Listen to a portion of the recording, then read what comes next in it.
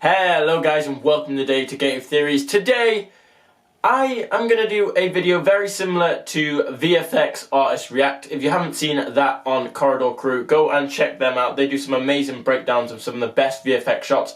They are visual effects artists themselves, and so they know how the effects break down and all that. But today I thought, as I am a performance and media student, I'd also do some effects breakdown shots today, looking at them and seeing how the effects and what sort of things they've done to make these movies possible. So today it's going to be media students reacts to VFX shots from Netflix movies. So without further ado, we'll get straight on with the video. But if you are new here and wouldn't mind clicking that subscribe button, that'd be awesome, as we are trying to hit 5,000 subscribers as soon as possible, and every little helps. And I know for a fact that 99.2% of you aren't subscribed who watch this video. So hello to all you 99.2% who aren't subscribed. Why not click subscribe? Make our day. Anyway, without further ado, let's get straight into this.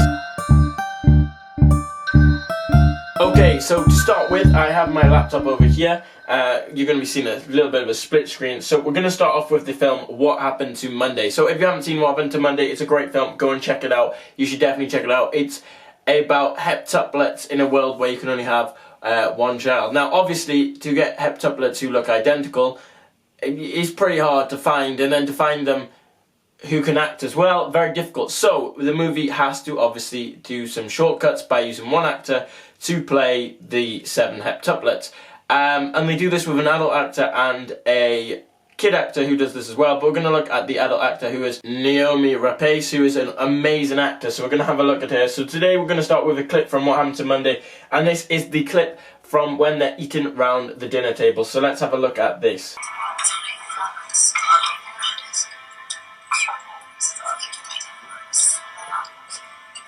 Okay, so let's just stop that there and look at that. They have 7 people around the table right now. 7! That is absolutely insane. That could be a family meal. You would just presume it's a family meal. It's insane.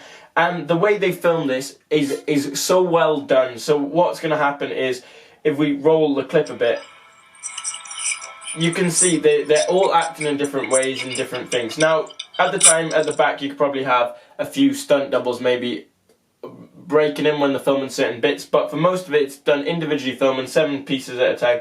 And then the way they break up the shots like this, using secondary shots, so you only have to have 3 or 1. So like a shot like there, you have in the foreground, you have a blurred out image, which would just be a double wearing a the same sort of wig they use on the other person, and then you have Naomi Rapace's character in full focus. So that shot there, whether you have the one, they'll use a secondary actor and then the other. But it's such an impressive scene because it all works together and flows. Actually quite good.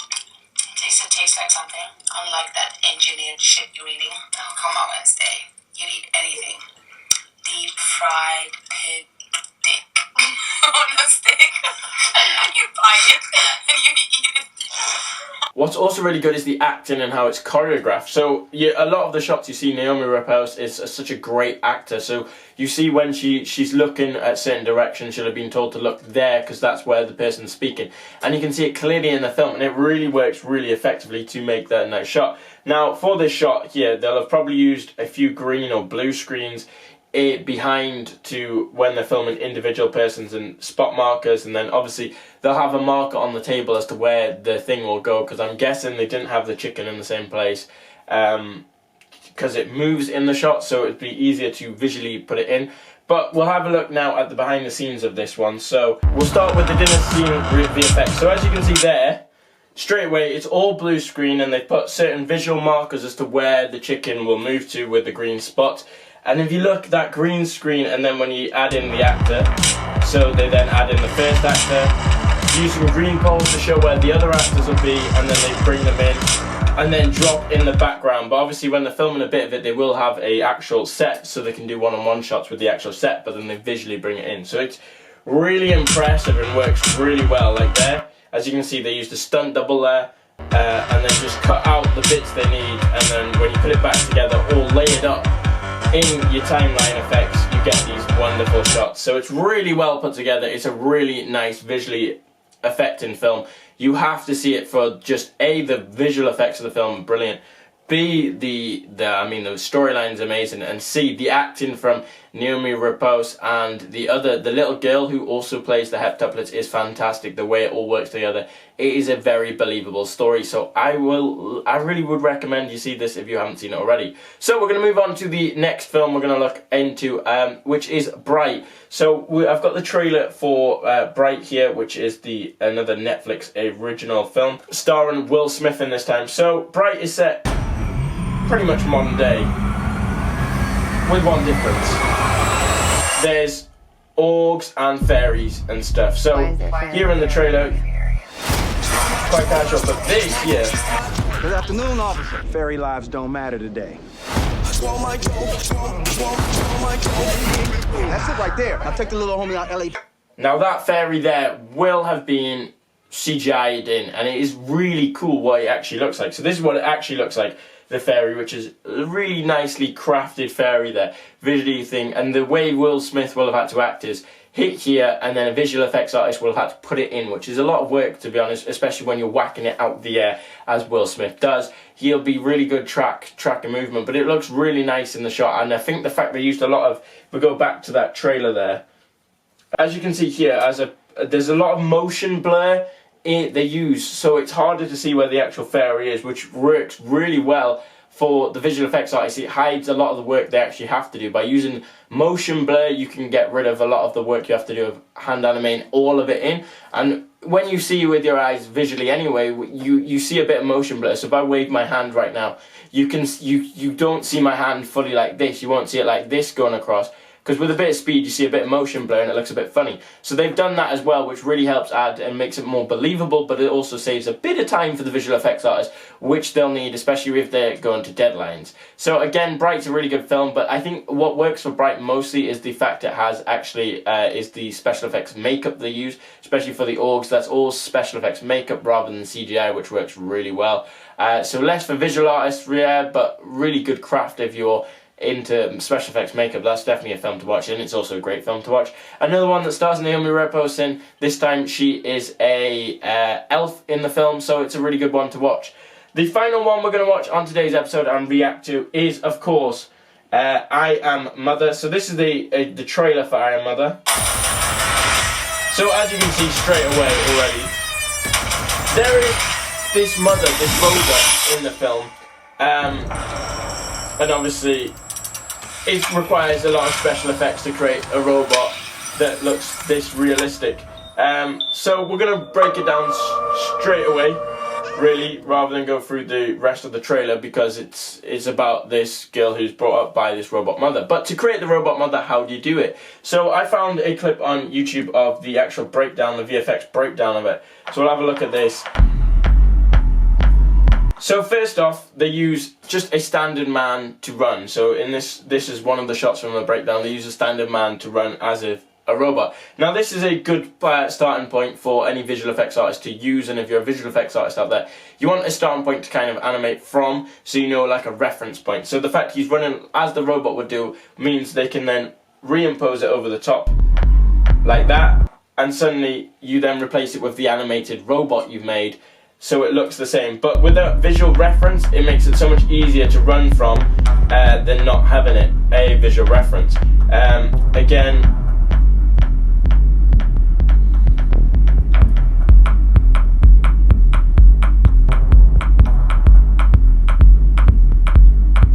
a lot of the time they were using visual references there rather than anything else. The visual references work really well. But then if we speed it up, they actually, for this film, actually had a robot suit as well. So with that shot there, they have a visual shot there where they had an actual robot suit that they could use in it, so they gave even more reference as opposed to just CGI in the whole thing. So that was really cool that they had an actual robot suit and a CGI robot they could then use. So the models were the same.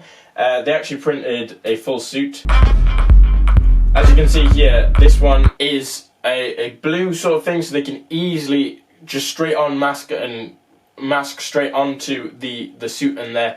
So the visual effects work really well. So if we look at this VFX breakdown, so there's tons of these robot things, and then there's also the girl in this misty forest. But they've just actually, if you look at that, they've used a plain beach. Then they've put on in the background these trees out of nowhere and the mist, and then visually added in the robots. It's incredible. It's a real masterclass from visual effects artists, this shot here.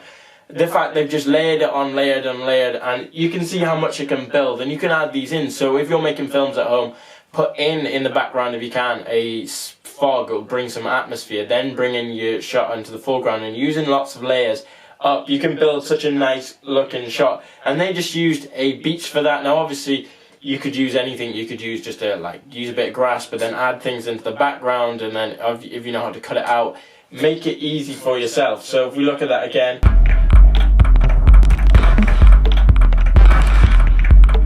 the way they've gone over this with the colorist, the visual effects here, the smoke in the background looks really, really crisp and clear, as you can see. And there, adding all these layers, then adding the person back in, just adds this depth to the shot. It's a really nice visually affected shot. So that will conclude today's episodes of Media Students React to Visual Effects in Netflix films. We'll do some other ones if you like this series. So if you do enjoy this video, make sure you smash that like button. If we get, let's say, 10 likes, I'll do another one. But if you want me to do another one, also tell me in the field section below, or comment section for your newbies, what things you'd like to see me to react to and how the visual effects do, and if you want to see me do any more breakdowns. Or if you hate this idea completely, also put that down there. Tell me what you thought of these visual effects as well down below in the field section. Did you know that was how they're made, or did you think it was made a different way? And could you recreate any? Would you like to see anything being recreated? We could maybe try and recreate them on this channel. So if you want to see us try and recreate them, also put it down there in the field section or comment section below. If you're new to the channel and wouldn't mind clicking that subscribe button, that'd be awesome. We do make theories, then and nows, TV reviews, basically anything to do with TV and film we'll cover. So if you want to see more of that and never want to miss out, make sure you have that subscribe button clicked. It'll also be a massive help, as we are trying to hit 5,000 subscribers as soon as possible, and every little helps. If you're already subscribed and awesome like that, thank you so much for subscribing. You make our day every day. But if you also never want to miss a new video, make sure you click that bell button so you never miss a new video. We've been here on Gate of Theories. Thank you so much for watching, and we'll be back on Tuesday with another video. Thanks for watching, guys. Why don't you love me, love me, love me?